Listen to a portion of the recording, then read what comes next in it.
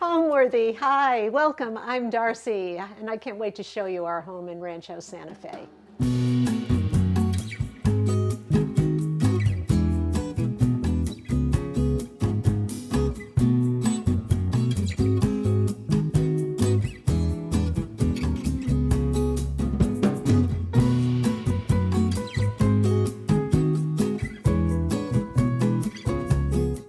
You're watching Homeworthy, where we believe every home has a story. Hi, I'm Darcie Bundy. I am a retired interior designer, but still very active doing design with myself and my family as the client. And we are in the entryway of our home in Rancho Santa Fe, Southern California, and very happy to have you with us. So, when my husband and I were moving from Washington, D.C., East Coast, urban, brand new house, contemporary architecture, we knew we wanted something completely different. We wanted a house that was rooted in the history of this place, a house that was authentic, that was really quintessentially Southern Californian. That meant that we needed a Spanish Colonial Revival house. So, what are the key features of this architecture? You've seen some of them in the portico when you entered earlier. Clay roof tiles, stucco exterior, thick interior plaster walls, fireplaces, archways, courtyards, very important, and finally, wood ceilings supported by heavy beams, often ornately carved.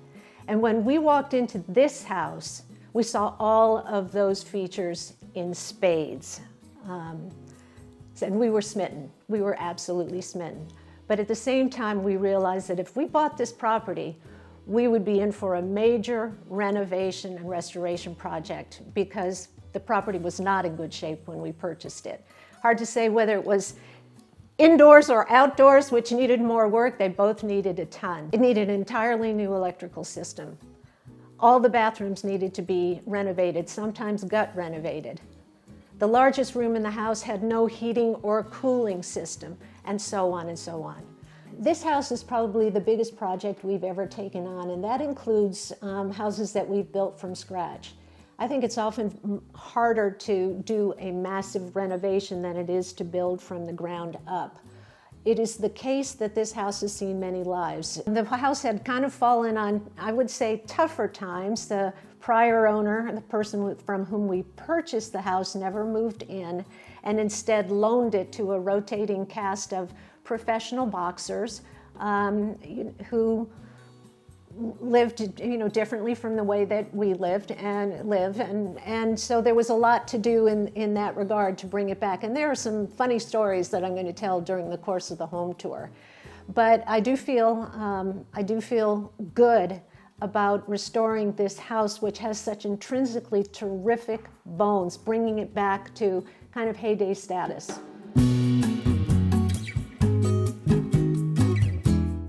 We're in the entryway of our home, and as I've said, we bought this house for its architecture, so we walk through the front door and look up.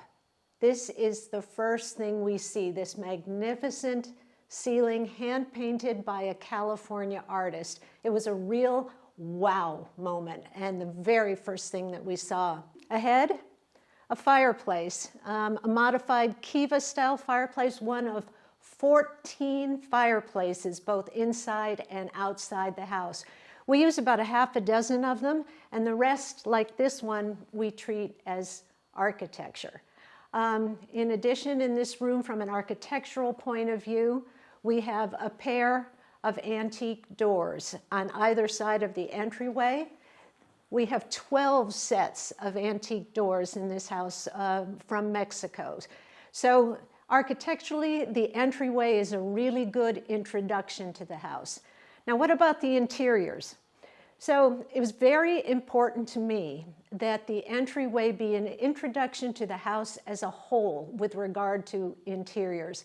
And we believe that the miracle is in the mix. And by that, I mean we collect from a broad range of cultures, countries, historical timelines.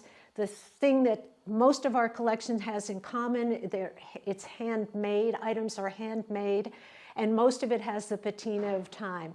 So let's see how we do in this room in terms of the mix of furnishings. I want to start over here with this chest. This chest is English. It dates from about 1820. I bought it shortly after my husband and I were married, and we've been married for 37 years.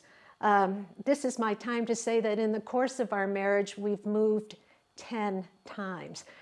We have friends who joke that we're in the witness protection program, but the point is we've moved a lot. Okay, atop the chest, we have a Chinese scholar's box. In this box, he would have kept his quills, his pens, his inks, and his scrolls to make that beautiful Chinese calligraphy that you've all seen. These we bought in Cambodia. These are the bells that the monks ring in the streets as they solicit alms. This really delicate, lovely little box comes from Thailand, and in fact it's contemporary, but it's part of the Thai government's efforts to revitalize traditional crafts in that country. I bought it at the National Handicraft Museum. I was told that it took a person 2 months to make this entirely from scratch. And I just can't tell you how I admire and respect people who have that patience, that perseverance, that passion to engage in this kind of artistry. Just amazing to me. Okay, moving on. The chair is an antique from Venice, nice marquetry, and the seat is upholstered in a fabric remnant. I save all of my fabric and wallpaper remnants, and I always find future uses for those remnants. Actually, it's kind of silly, but it makes me feel secure to have this collection of go-to remnants. Over here we have one of my favorite pieces, this is an antique textile from China. It was made for the Chinese imperial family. How do we know that? Because this color, which happens to be one of my favorite colors, was reserved for the use of the Chinese imperial family. And in addition, only the Chinese imperial family could have the 8-clawed dragon on their accessories and artifacts. I just love stories like this. And by way of context, the last emperor of China abdicated in 1912. So this probably, is from the turn of the 1900s. You'll see more dragons in the house, but this is the only 8-clawed dragon you'll see. Over here, again, my favorite color. I believe these to be Italian, possibly Spanish, definitely handmade with some years on them. I needed two things to fill and round out these corners, and I do like this color as against the stain that we put on the saltillo tile floors. We really darkened these floors in the interior to kind of relate to the ceiling line here. The carpet is from the Middle East. It's vintage, all hand knotted, hand wool, beautiful design. I've had it in the last 5 of our homes. The durability is fantastic with these beautiful handmade, handcrafted things. This has a great story. This is an antique from Morocco inlaid with mother of pearl. A Moroccan gentleman told me that this has a very specific purpose in a Moroccan household. When the man of the house comes home for lunch or at the end of the day, he takes off his fez and he puts it right here, where it remains until he leaves the house again. Again, one of those stories that I really like. And as I mentioned earlier, Rancho Santa Fe, from its outset, was very horsey, and it's still very horsey today. And I'd like to introduce you to our horse, because we do have a horse. This is Dieguito. Dieguito is my kind of a horse because you don't have to muck out his stall and you don't have to feed him. You just dust him once a week. I believe that Dieguito is an antique from Mexico, although certain people have looked at him and thought he might be Moroccan. Hand-carved, solid wood, weighs a ton. Remnants of paint on his saddle and on his bridle wreath. That's one of the ways you know that he's got some years on him. But having Dieguito here in the entryway in our Spanish Colonial Revival house in Rancho Santa Fe is my wink and a nod to the history of this community. And now we're going into a room which was the ugliest room in the house when we bought it.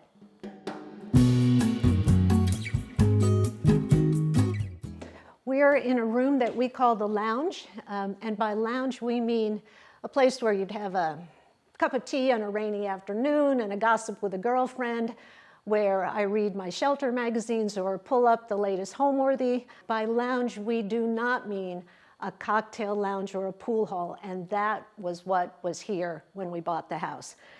I know you'd like to see before pictures, but we don't have any. There was such a massive amount of work to do on this property that my husband and I just dove right in. We were so anxious to get to the after that we didn't document the before. But let me just say, a huge bar on this wall, dark wood, stained, dinged, stainless steel sink. This was the pool table. In back of the pool table, high top tables like you'd see at Buster's or any of your neighborhood bar. If that wasn't clear enough, a big sign on this wall that said bar and gold lame swags above the beams in this ceiling. In the corner, a hobby horse, the kind that you used to see outside of supermarkets. You put a quarter in and your kids get to go back and forth like this. And finally, on this wall, the biggest and most ornate fireplace. It looked like it belonged in a Bavarian castle. So the demolition guys came in.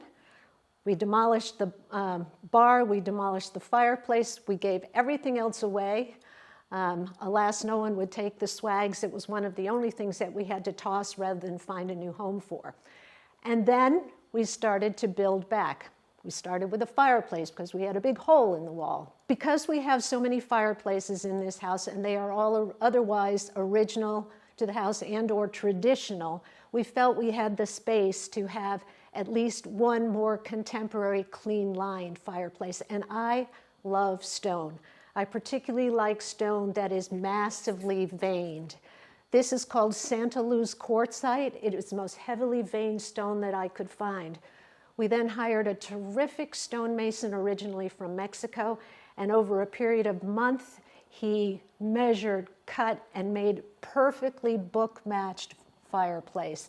There's not a single day that I don't find joy in this fireplace, and I do use this room every day. Okay, then what about the furnishings? I'm going to start with the sofas. We did not buy much new furniture for this house, despite the fact that it's a whole lot bigger than any house we've ever had before. Exception, these sofas. And I mention them because I bought them through the loyalty program at CB2, essentially getting two for the price of one.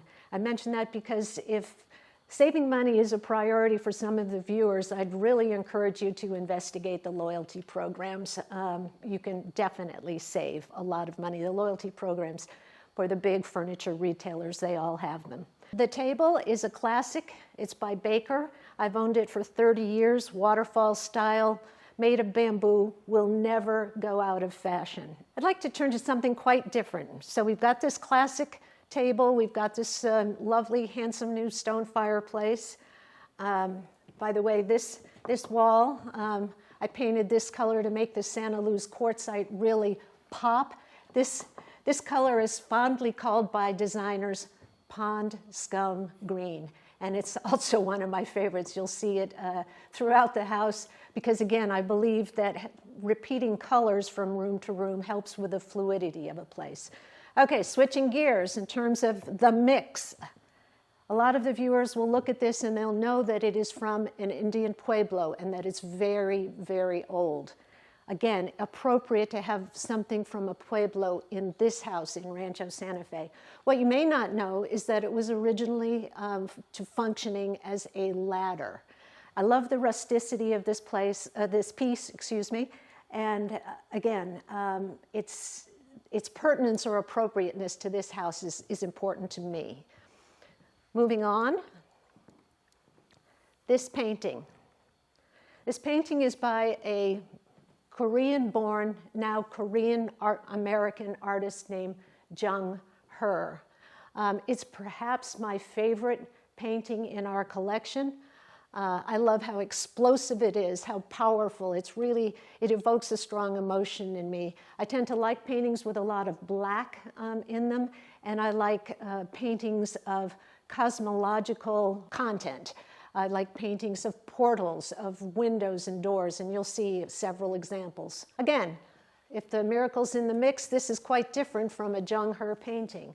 We were recently in San Miguel de Allende, which is in the Guanajuato province of central Mexico. This textile sculpture is by an indigenous people in Guanajuato province. Again, appropriate to have an artifact made by an indigenous people in this house at this time in Rancho Santa Fe. But again, quite different next to it. This is a French antique.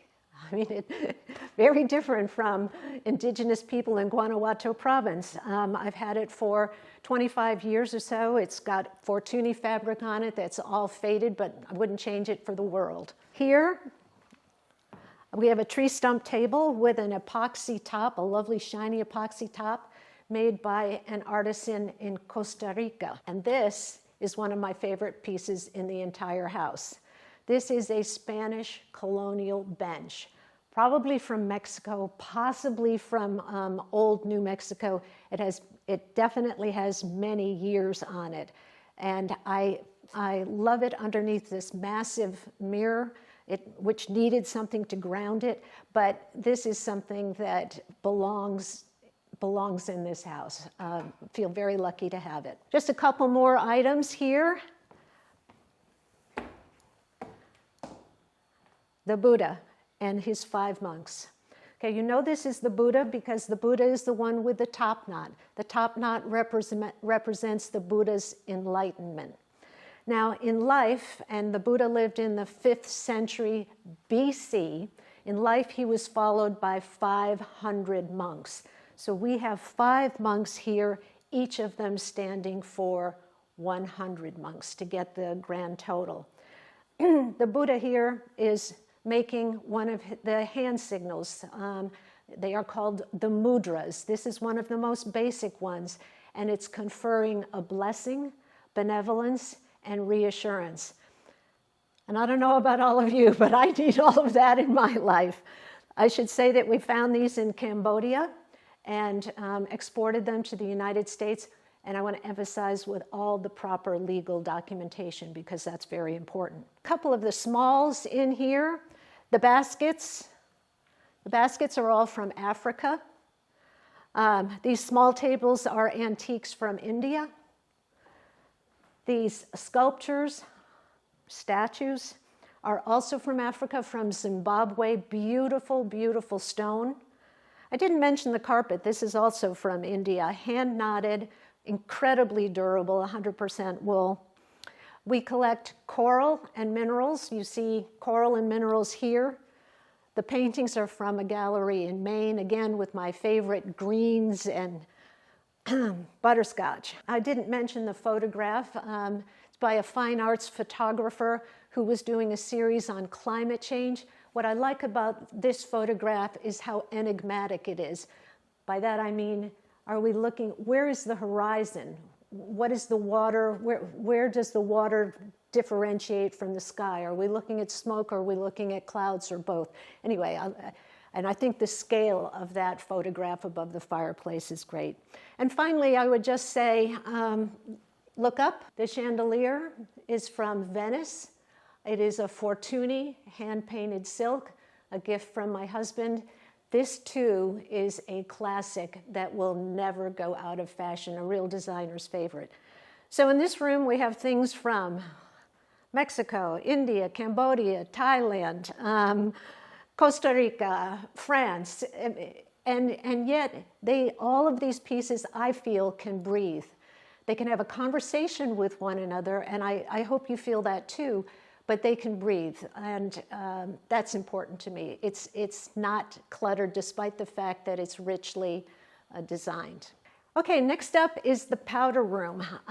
This was a wow moment when we walked into the house, and I want to be sure to say that I can't take credit for this powder room. The refined taste of a prior owner gets that credit. Come on in. Venetian, plaster, walls in my favorite color green, antiqued mirrored panels that a prior owner had installed here, and then she hired an artist to hand paint and etch all of the succulents and palm trees that you see all over our property, but indeed all over Rancho Santa Fe. When I saw these panels, I can't tell you, I just went crazy. I believe that they are truly one of a kind. They were custom made just for this space. So I'm very excited about that. The only things that we did in here, we used remnants of the Santa Luz quartzite from the lounge fireplace to put a new top on the vanity. We brought in a new nice hand-hammered sink. And then up above, I felt we needed a more contemporary, clean-lined light from what was there. And this was made by a Maine-based artist named Sarah Bouchard. It's, again, reminiscent of a glowing globe or a moon. And that's all I needed to say, but those panels knocked me out. Our goal in homes, in all of our homes, has always been to create a space that is calm, that is clean-lined and collected. By calm, I mean, you know, the world's kind of a stormy place. I believe our home should be a shelter in the storm. I mean that seriously. I want my head to clear when I walk into my house. I want my pulse rate to go down. So a calm space is important. Clean-lined, meaning uncluttered, where the empty space is as important as the filled space. I want our home to look and feel intentional, but never contrived, and definitely not pretentious. It's important to me that you walk into our home and it makes sense to you. It just, you say, I get this house, I get it. And by collected, I mean personal. I mean, we live with what we love, and we bring it with us wherever we go. Those are our collections that I'm really looking forward to sharing with you today. It is a large house. The joke in our family is that Darcie likes to roam in the evening.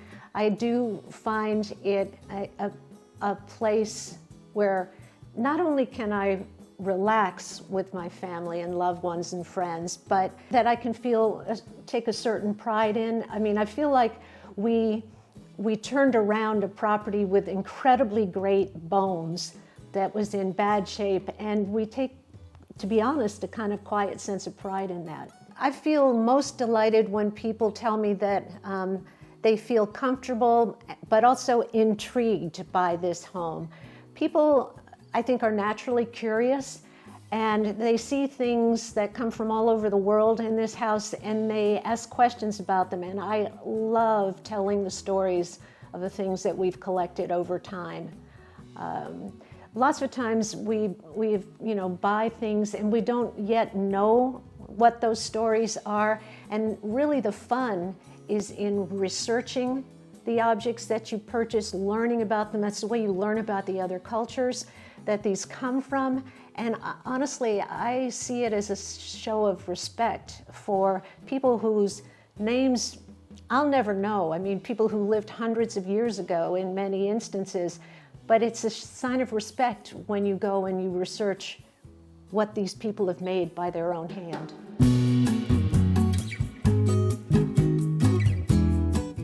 So we're entering now the primary bedroom, and I don't plan to really linger here. Primarily, I want to make the point that nothing in this room is new, purchased new for this house, with the exception of the raw silk curtains on the window.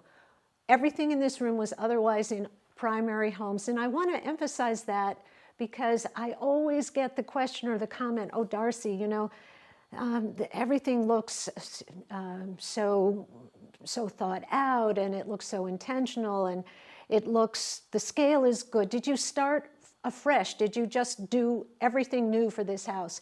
And the answer is like, no. 90% of the furniture in this house has come with us from home to home to home, literally over a 30-year period. So that is my message in this primary bedroom. Now, there are a few things that I'd like to point out to you, but as I said, we won't linger in this room. First of all, from an architectural point of view, you've got this beautiful terrace that looks out over the pool. Maybe later on we'll go out these doors and look out over the pool, but a great place to have a cup of coffee in the morning or a drink in the evening. We do have a collection of antique textiles in this room. This piece, made in the Uyghur section of China, the Muslim community there. Incredible embroidery. Again, that just knocks my socks off. This textile, made by a pilgrim going on the Hajj to Mecca from Indonesia. Very detailed work.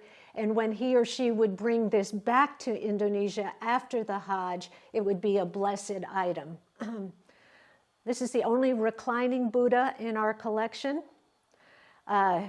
Here's more dragons that we had made into lamps, but you see these dragons only have 4 claws, not 8, not an imperial dragon. Okay, finally I would say in this room, this bench was made in the period of the British Raj in India. I was told when I bought it 25 or 30 years ago that this was the original caning, which is quite amazing to me given its age. And this has sat in front of our bed in house after house. So the big message in this room is, no, we don't start over again every time we move.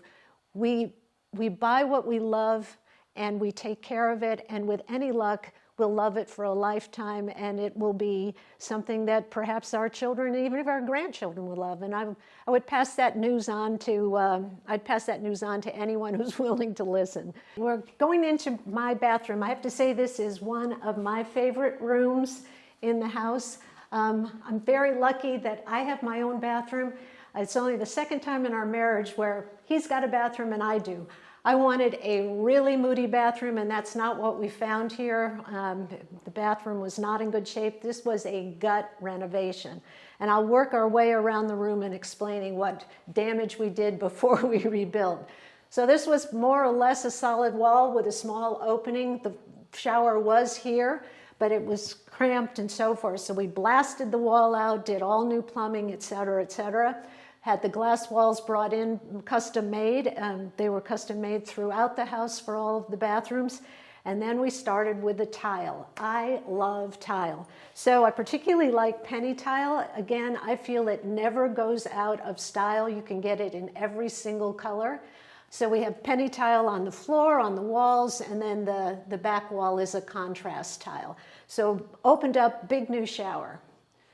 Rounding the corner here, we destroyed the existing vanity. This one was made on site, but it's perfectly plain and straightforward. But what is nice is, once again, we got to use the leftover stone from the lounge fireplace. I really like cost-effective solutions. So this is more Sandalwood quartz on the wall, on this, and this side waterfall. Now these art sconces, I saw these first on the internet and I love them. And most people seem to like them when they walk in, because I do show people my bathroom all the time because I'm so fond of my moody bathroom.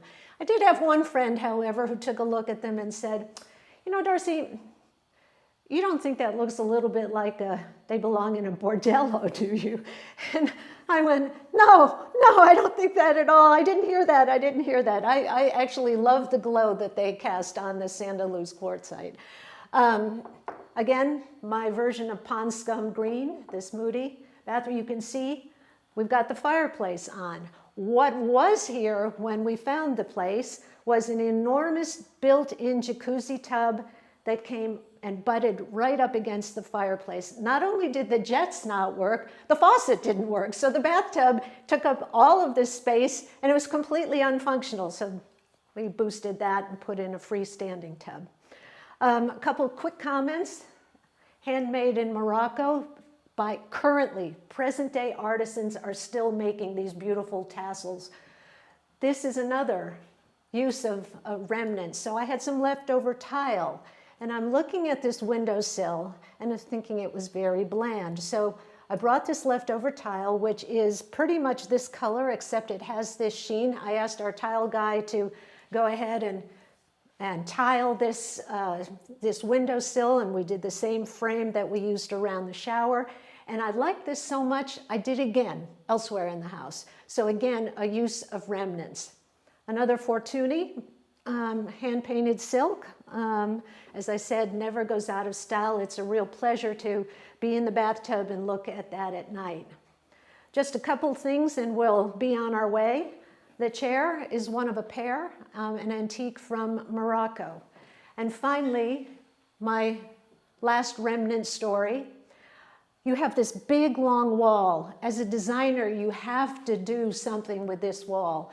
It needed to be simple, and I thought, I have a remnant. This wallpaper is of palm trees, and not just any palm tree, it's the exact palm tree that we have 18 of surrounding our swimming pool, and that there are another 18 or so outside the window above the courtyard here. So I asked our my fine carpenter to make frames for me, and then we just wallpaper pasted this wallpaper to it, and all of a sudden your need for art is addressed on this wall in a very low-cost solution. Again, I would do this again. Why didn't I not just paper the whole wall? Well, number one, these are plaster walls. You can't really do that. And number two, it would have been much more expensive than this solution, which basically took 2 days to effect. So kind of pleased with that, and keeper idea. I want to do that again. And that's it for my moody bathroom. I hope viewers like it half so much as I do.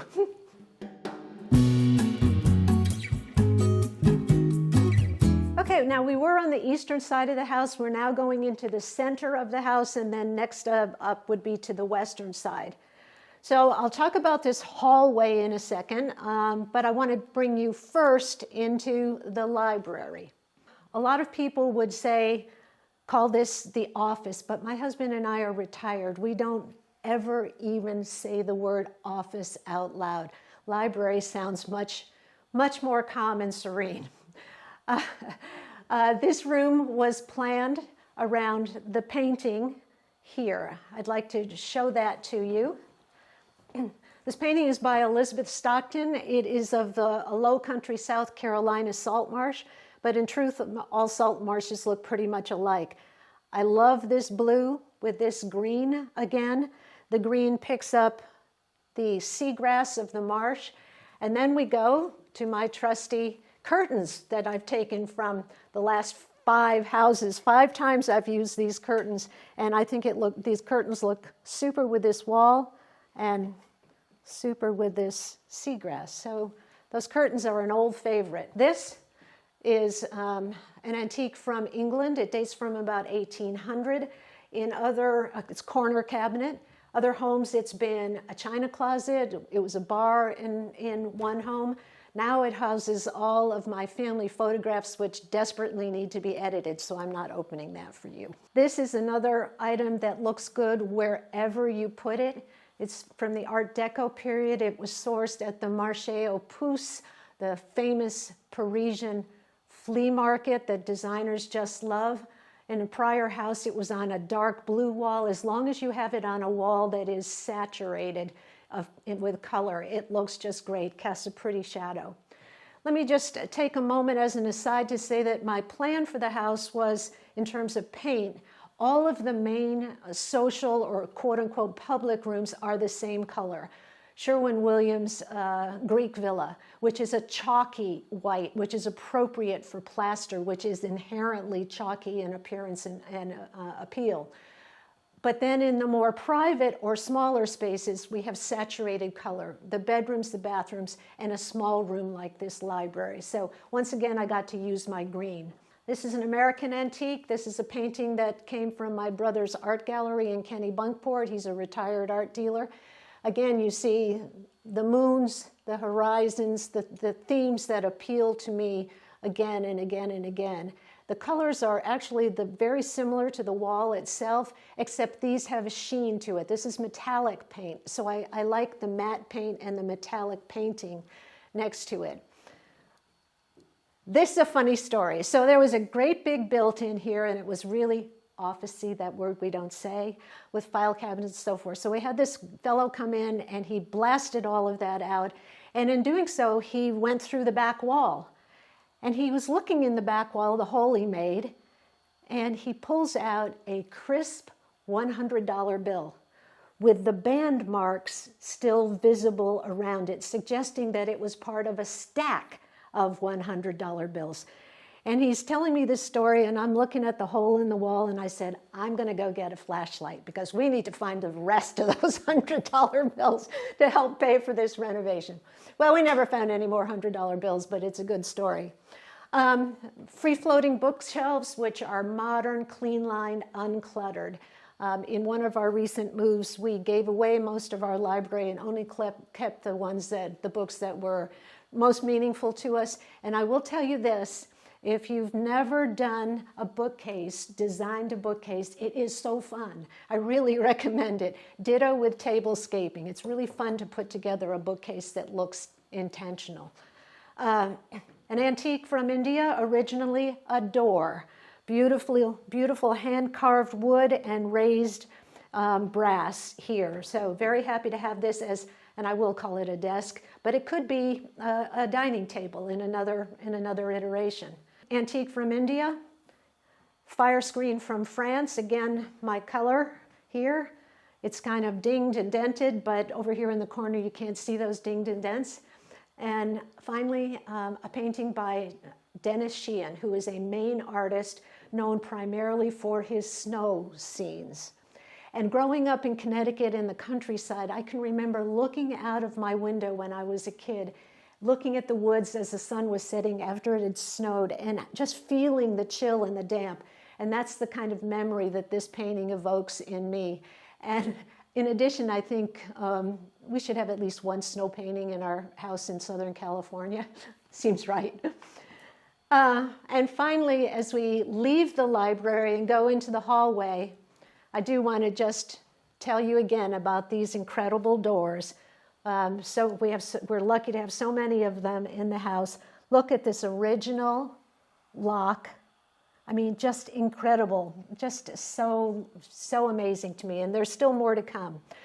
Okay, so that's it for the library, not the office, the library. And now we'll go out into the hallway, which is the central axis of this house, the center of the house here. First, I'd like to say a couple things about the architecture in this hallway. The arch windows that I talked about are so typical of Spanish Colonial Revival architecture. And look at the depth of these plaster walls, how thick the plaster walls are. You look up, and you have this handsome beamed ceiling, hand-carved beams. Okay, so you've got a hallway here that's 45 feet long and at its widest point, 7 feet. You need to decorate this or else bring a bowling ball, because otherwise it looks like a bowling alley if you didn't have anything in it. So we have this long wall here, again, 45 feet. And lucky us, we have this collection of antique botanicals purchased in Maine about 25 years ago. So the entire wall is this set of antique botanicals, 3, 3, 3, 3, 3, and 1. Very happy that we had these botanicals. I wasn't going to mention this, but here we go. This is actually one of my paintings, and very, very few of my paintings make the cut. But this is one that I have always liked. Again, horizon, sea, where are the clouds ending, where are the waves, and so forth. So that's one of mine. Very, very few of them make the cut. Then you come here to the Chinese altar table, and you start to see a part of our collection of antique and vintage ceramics. These and these are either from Greece and Turkey. Ditto these, and these. This to me, however, looks more Spanish. So I'm guessing Spain. This is a contemporary piece from North Carolina, and this is part of a collection that you'll see in the family room shortly. So we're done with the hallway, except to say, look at my beautiful antique French pitchfork, which I treat as sculpture. There's another one elsewhere in the house as well. Next, we have a quick stop in the dining room, which is a surprisingly intimate room for a house of this size. I've lived professionally a right brain, left brain life. I mean, I started out in corporate America. I started out on Wall Street and then worked for one of the biggest companies in the world, that being Exxon, now ExxonMobil, as a Middle East specialist. Traveled a great deal, as did my husband. My husband worked for the same company, so we were colleagues. But many years ago, I made the decision to leave that world for a more creative life, and also because, to be honest, it felt like our daughter was being raised by the nanny, and I wanted more time with her when she was entering her then teenage years. That was a while ago now. And then, as a result, I kind of fell into the interior design business because people were always asking me for advice. Friends would ask if I would help them in their homes, and I thought, well, maybe there's a business here, and it turned out that there was. I enjoyed working with clients, and especially young ones. I loved being given a budget, a really tight budget from a young person who was trying to have a cool and hip place, and seeing if we couldn't do just that for them on a budget. So yeah, that was the creative side. And since then, we've built some luxury spec homes, sold them furnished, and at that point, you're your own boss, and that's kind of fun. So that's kind of the story of my professional life. Retired now, though.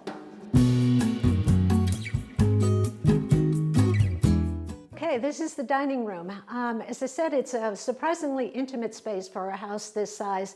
But that was okay with me when we bought the house, because the only people we knew in greater San Diego were our daughter, son-in-law, grandkids, and our lovely realtor. I really didn't anticipate dinner parties for 12 or 16. Start with the architecture here. Beautiful ceiling of chevron wood like we saw in the portico. Beams, hand-carved, and then every other beam is hand-painted by a California artist on this beam as well that is in the niche. Another big Kiva fireplace that we fill with candles when we have dinner in this room. We purposely refinished this Saltillo tile floor in a lighter version than the Saltillo tile floor in the hallways to demarcate the rooms. And then in terms of furnishings, we have a dining table for 6 that I actually designed and had made by artisans in Maine. The base is an octagon, which you can't really see with the chairs. I have a thing for octagons, but why an octagonal dining base? Because our first home in Washington, D.C. had an octagonal dining room, and I thought it would be cool to have an octagonal dining table. The chairs have been with us for about 35 years. This is only the second time that they've ever been reupholstered. The painting I purchased in a small shop in Virginia. The proprietor told me that he acquired it from the estate of a wealthy Washingtonian woman who collected local artists, local talent. I did some research. It turns out the only indigenous school of Washington, D.C. painting was called the Color Field School, and this painting is an example of that. I don't know the artist's name. I have further research to do, but once again, this looks like space to me. It looks like cosmology, and I love these colors together. This is painting up to this level of the wall in a room with this very high ceiling height. Is a very typical feature of a Spanish Colonial Revival house, although you also see it in old houses in Italy and Spain. The sculpture is by a Baltimore sculptress bought in Maine. The chairs are antique from Italy. If you had a big dining table, they could be the heads of table chairs. Out here, we have a terrace, and you get a nice peek at our pool and our back garden. This is a really lovely place to have a glass of wine in the evening before dinner and enjoy the sunset. And this is where the hot air balloons, they fly over the house all the time when the weather's good. And so you can sit here and watch the hot air balloons go right on by. Finally, just a couple things. The cross is Ethiopian. It's a Coptic cross. The mirror, kind of one of my favorite pieces, is made, we brought back from the Atlas Mountains of Morocco. It's made by the Berber people. Now, the Berbers are not Arabs. They don't speak Arabic. They speak Berber. And they are known for their craftsmanship, of which I think this mirror is a terrific example. The dark part is leather. It's now as hard as wood. This is all silver, inlaid with red coral and a little bit of turquoise. I appreciate the curved shapes on top in this room, especially with the curves of the Kiva fireplace. And finally, in this room, got to show you these doors. Again, with their original hardware, this is how these doors lock traditionally.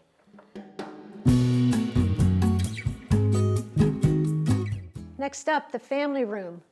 Check out the arch first. Beam ceiling, skylights, nice clean lined shelving, very uncluttered in appearance.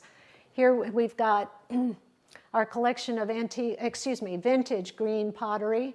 Again, I think this one is probably Spanish, but we did all new lighting in this space. But I will tell you that this is an addition to the house, put on, as best we know, around the year 2008. So not a lot of renovation required. So this is an interiors discussion for us.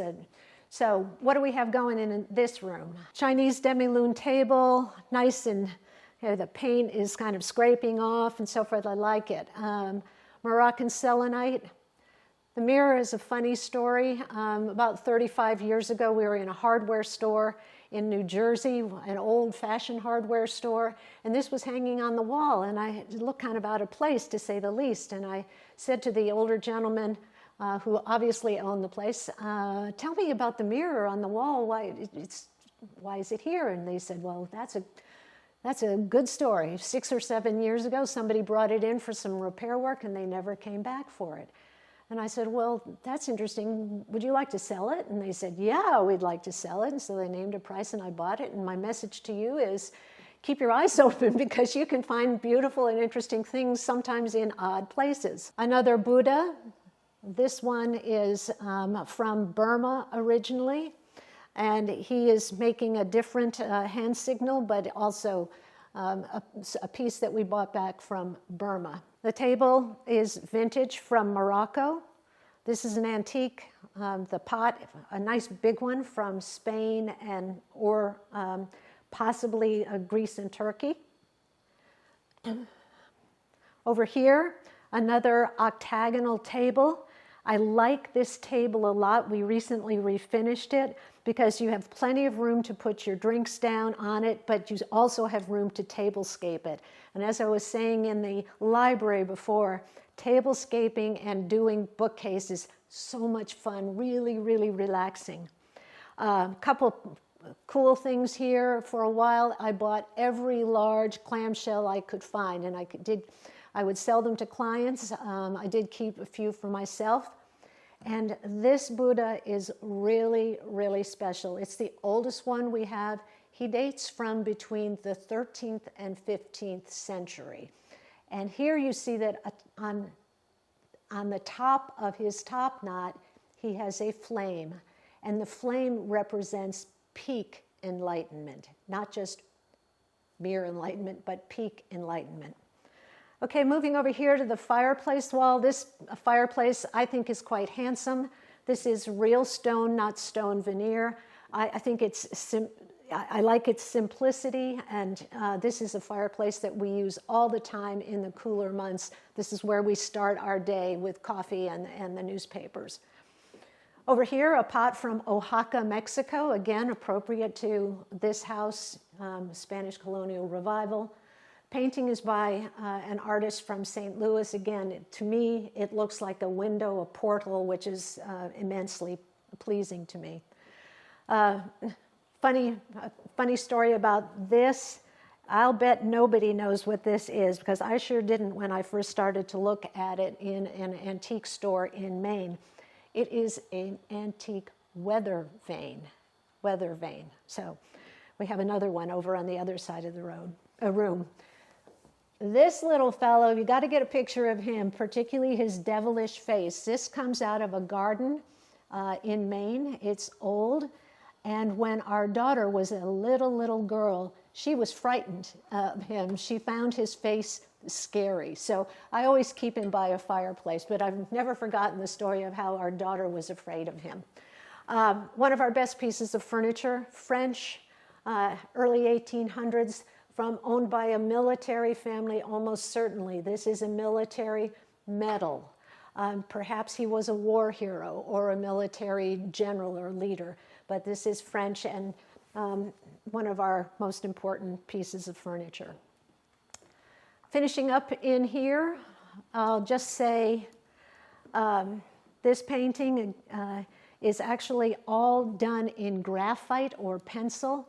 The artist's last name is Auslander. She is now a very elderly woman living in Maine and still doing her art. But she did this painting over a 3-year period, 82 to 85. That intrigues me, how you would come back to something, over a period of years until you were satisfied that you had it just right. And again, very, very much cosmological from my perspective. And then finally, we're about to go into the kitchen, but just before we do, I would like to tell you that this table has been in my father's family for generations. It's one of a pair. My brother, who is my only sibling, has the other one. So normally we use everything that we have. I normally don't put protective glass on anything because, as I say, we believe in living with what you love, really living with it. But because it comes from my father's family, I do protect this one, the weather vane. And again, another Buddha from the same source in Burma or Myanmar with the peak enlightenment.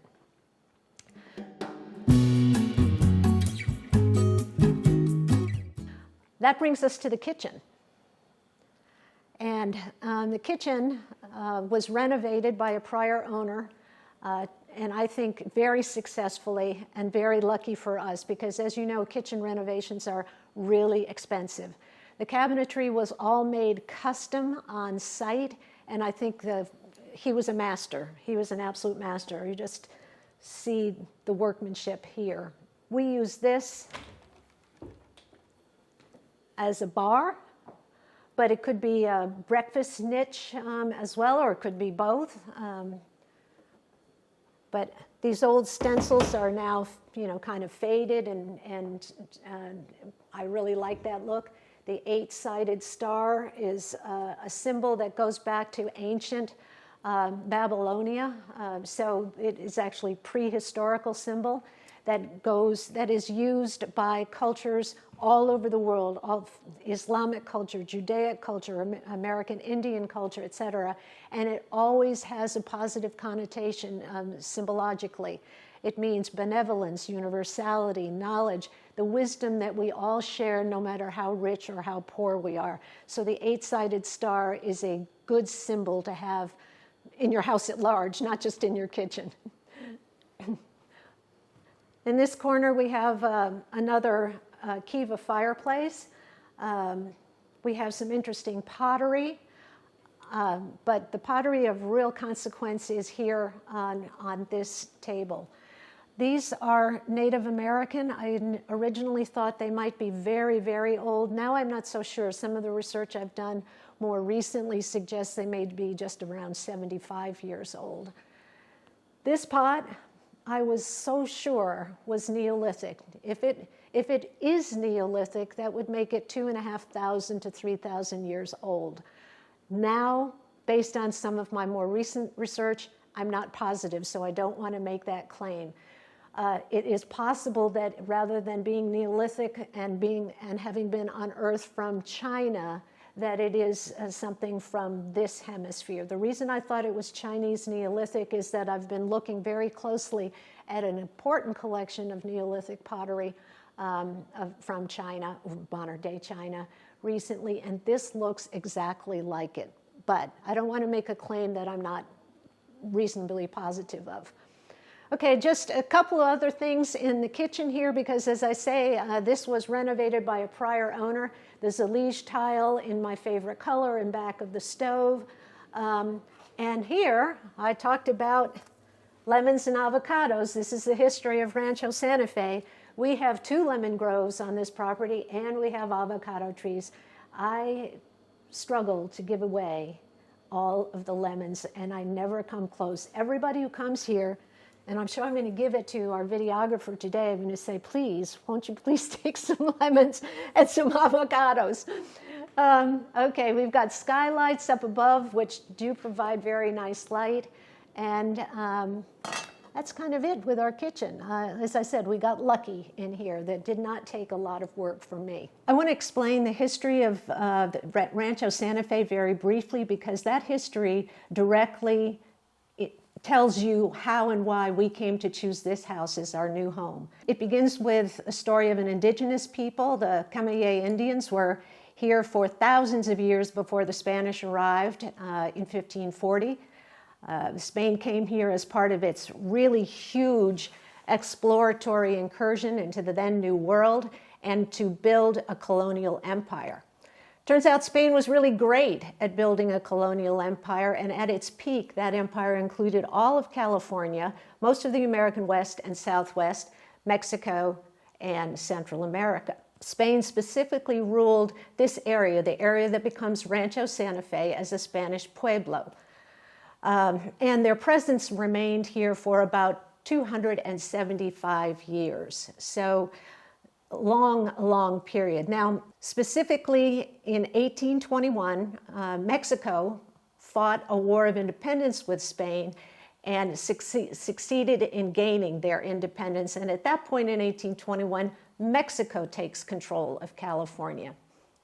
In 1840, the Mexican governor of California gave to the Mexican mayor of San Diego a land grant of 9,000 acres north of the city. And that land grant is the core of what becomes the community of Rancho Santa Fe, where we are today.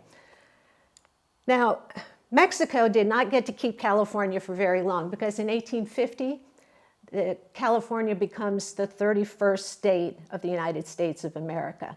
Fast forward to 1906, and the Santa Fe Railroad arrives here. Why do they come? They come for wood.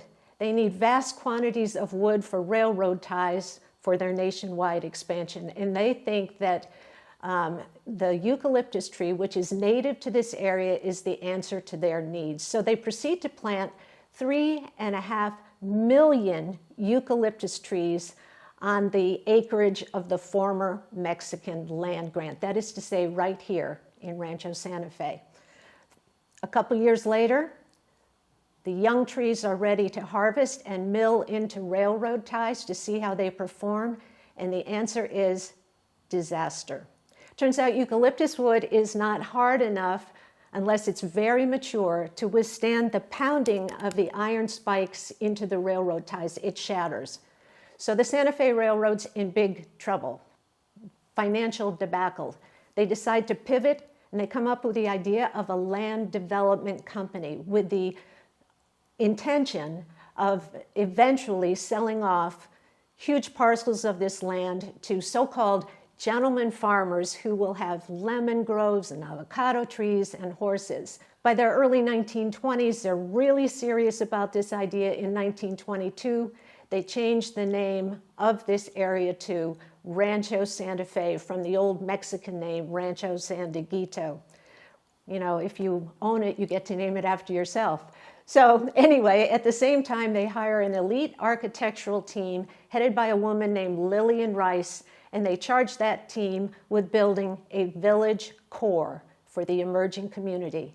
And at this juncture, they make two commitments to this emerging community. First, to maintain the rural character of Rancho Santa Fe, and the second commitment is to a singular architectural style, Spanish Colonial Revival architecture, of which this house, our house, is a really good example.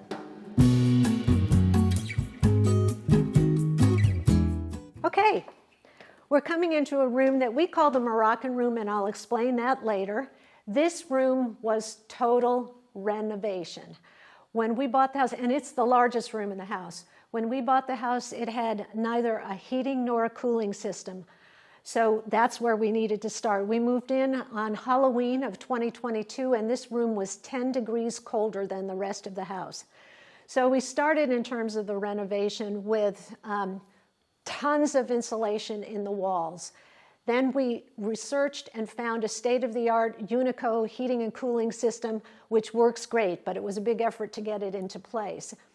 Then in terms of renovation, we had to redo the tile work here. Now the tile work, all the blue, all the way around, is proper Zalige Moroccan tile. However, it was scratched and dinged and so forth. We found a specialist who restores old tile, and he did great work over a period of a couple of weeks.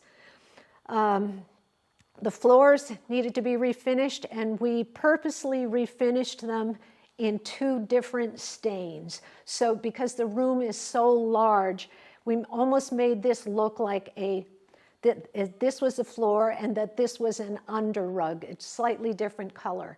We then painted the ceilings. Of course, we did all lighting up above, as we did in the entire house, and so on. This room was originally a pool house, I'm told, by people who have lived in the neighborhood a long time. It was an open-air pool house that was enclosed, but never heated or cooled, whatever. Now it's a proper living room. This is where we gather with larger groups of people. Although I must say I enjoy sitting right over there at the end of the day and having a glass of wine and reading. This room has great views of all of the gardens on the property as well. Very, very great views.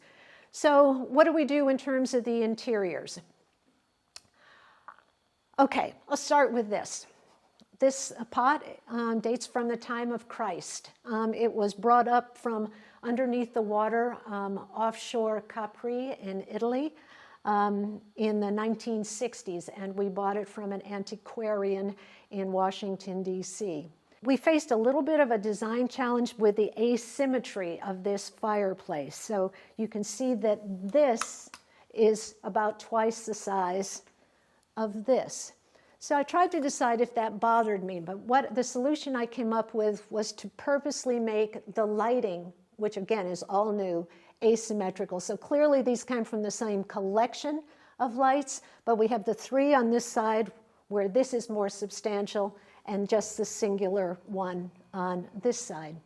The pots are Moroccan, dating from the 1800s. These two pots, I brought them back from Morocco very carefully on an airplane. These pots, on the other hand, are over 1,000 years old, and they were originally unearthed in Nuristan, which is part of modern-day Iran. And I bought those as a graduate student, even before I was married, when I was really pinching pennies, but I saved up my pennies for those pots. Some of the furniture in place in the room, the blue chairs, swivel chairs, which are so comfortable, and the blue sofa are from RH, and they were in 2 or 3 of our prior homes. Again, even in this big room, there's not that much that's new. Over here, this sectional sofa, I have a comment I want to make. This I designed and had custom made for a specific spot in our first home in Washington, D.C. And I never have trouble placing our furniture when we move from home to home, with the sometimes exception of a piece that is custom designed for a specific space.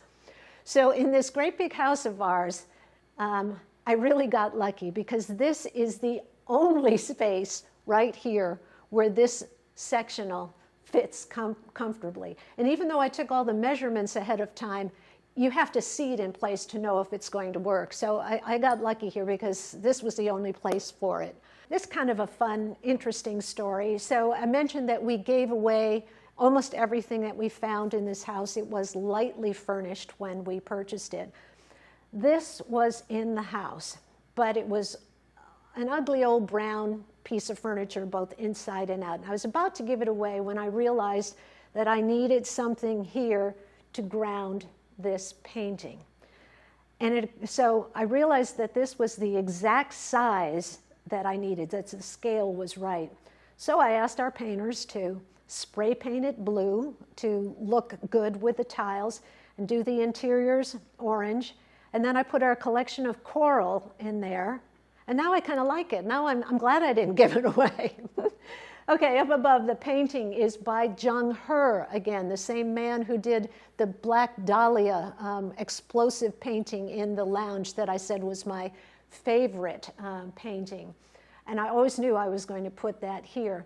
Now, Jung He told me, because we've met with Jung He, we've had very pleasant conversations with him, he told me that this painting was inspired by antique Chinese blue and white plates. And when he told me that, I said, oh, I have a small collection of those. I'll make sure that I will always hang those plates next to his painting, since his painting was inspired by the blue and white antique plates. Okay, here we have, I think, our single most beautiful Buddha. I purchased him actually in the Netherlands from one of the biggest collectors in the world. So he is here. We've got a light shining down on him. Underneath him, these bases I brought back from Venice. For the life of me, I can't figure out how we got them back without them breaking, but they're here, they're intact. These, the pair of monks, these are the Buddha's foremost disciples. They are almost always, and they both have names that are about this long, which I can't remember. They are almost always depicted kneeling like this with beautiful hand gestures. They have gorgeous faces with almost a slight smile. I think the reason I love antique Buddhas so much is they either have a very gentle smile on their face or they're staring off in a positive way towards bliss, because of course they are all aspiring towards bliss or nirvana. So these we brought back from Chiang Mai, Thailand, but they are originally from Burma. And finally, over here, again, one of our most treasured pieces. This comes from a temple in Cambodia, again, legally exported. Originally, there was no mirror in here. That was not its purpose. I took this to an artisan in Texas a number of years ago when we were living in that state, and I said, I want you to make me the most old-looking mirror you possibly can for this piece. And my goodness, what an incredible job he did. You look at this and you think that this is as old as this, and it's not. So this is a temple piece. This looks good wherever you put it, in any house, wherever you put it. This painting, very large, is by an American artist, a woman, Greek-American heritage, Heather Chandros. She now, I knew her in Maine, or met her in Maine, but she now has her studios in Europe. She's getting a lot of big commissions all over the continent. And beneath it is French antique, which was one of my very early purchases. I've owned it at least 35 years. It dates from sometime in the 1800s. And this is the fabric that you see on it now is only the second time in 35 years that it's been reupholstered. So again, very durable. Okay, so we are coming down to what we, for want of a better term, we call the lower living room. It is a big room. And we're not going to linger too awfully long here, but you do see we have a nice fireplace. This is a 2-story room, beautiful beams on the ceiling. When we bought the house, the ceiling was painted black. It was a big debate. should we put it white? So glad we did. This big sweep of plaster staircase is a really nice architectural feature of this room. And again, the archways in the interior windows above, the archway in this interior doorway. Our master carpenter made this for this spot. We used the top of an unattractive older built-in that we were able to give away, but the top is limestone with fossils in it. So this piece weighs a ton, and instead of having file cabinets and office stuff, this is where it all goes. This is where it all gets hidden. More of our coral collection, some more of our antique Buddhas. These are antiques from India, these deer, which are really fun. And above, I very much like this story. I do want to tell it. For years, I thought that this tray was either Egyptian or Syrian. And I recently had a fellow from Iran here in the house. He was delivering the handmade carpet from India that was in the hallway. And turns out that he was an antiquarian as well. He was not rug merchant alone. So he was going through the house, and he came downstairs, and he said, he goes, this is from my hometown. And I said, I thought you're Iranian. He goes, yes. He goes, this is from my hometown. It's from Isfahan. I said, I thought this was Egyptian. I was told it was Egyptian when I bought it. And he goes, young lady, he said, young lady, this is from my town. I know this. My grandfather and my great-grandfather made these trays. This is from Isfahan. I mean, I love stories like this. So I said very humbly, thank you, sir. Thank you for the information. This is from Isfahan. You do see some more of my antique textiles on the wall. This is from the Silk Route. The one over here is actually, if you know Middle Eastern textiles, you can look at this dress and you say that this is made in Bethlehem. And that is exactly right. I bought it in Bethlehem. It's made by Palestinian Arabs, Christian Arabs in Bethlehem. And again, a real expert, which I do not pretend to be, can look at that and immediately identify it as from Bethlehem. And I really admire people who have that kind of expertise. And here is a really fun and interesting piece. Let me just tell you that this is a 200-year-old door from a Mexican jailhouse. It weighs a ton. It weighs a ton. And this door takes you into a TV and reading room and a tasting room. A lot of people like the tasting room. Let's have a quick peek at it. This comes from an old Mexican ranch. This was the brand of the cattle ranch. Lovely old door. Floors are limestone, and this is where we keep my husband's fine spirits. We are not serious wine collectors. We don't pretend to be, but this room is kind of fun. Also kind of a pleasant room for reading.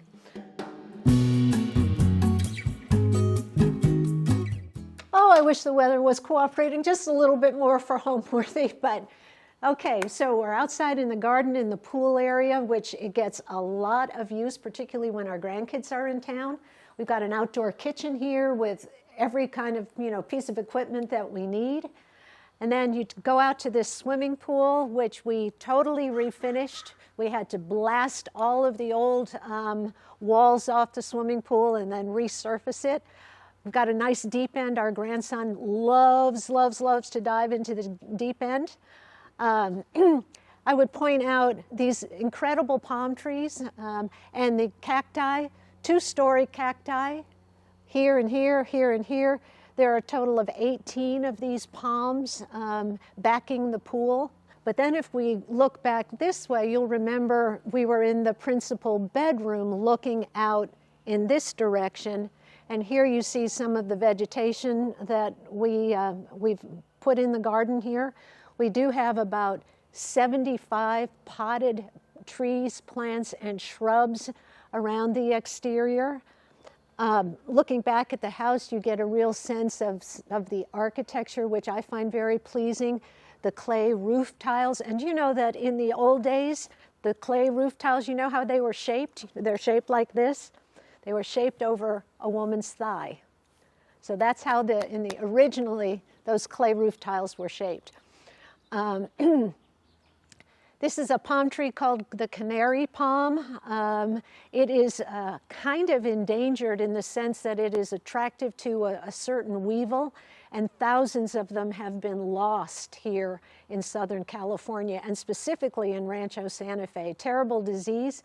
We have ours treated every 3 months trying to fight off those nasty weevils. So we have a lot of sitting areas, which means you need a lot of outdoor furniture. My goodness, I was taken aback with how much outdoor furniture we use and need out here. Looking up in this direction, you see the terrace off the dining room, which we looked at from the inside of the dining room earlier.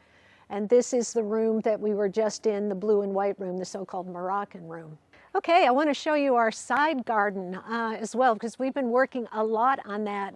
Great palm trees here. These grow like wild. Bougainvillea, not in full flush now, but the bougainvillea, honestly, when it's in full flush, it is just glorious, both orange and pink. And you round the corner here, and this is a side garden that we've been working a lot on. Now, on the fence, we planted this jasmine about 18 months ago. It's tripled in size in 18 months.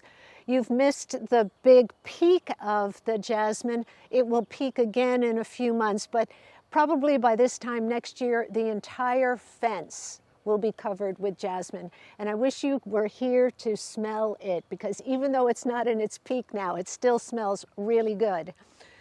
We recently moved all of our iceberg roses inside the fence line because we have a lot of deer here in Rancho Santa Fe. These were all out in the front of the house where they're not protected by a fence, and the deer love rose buds.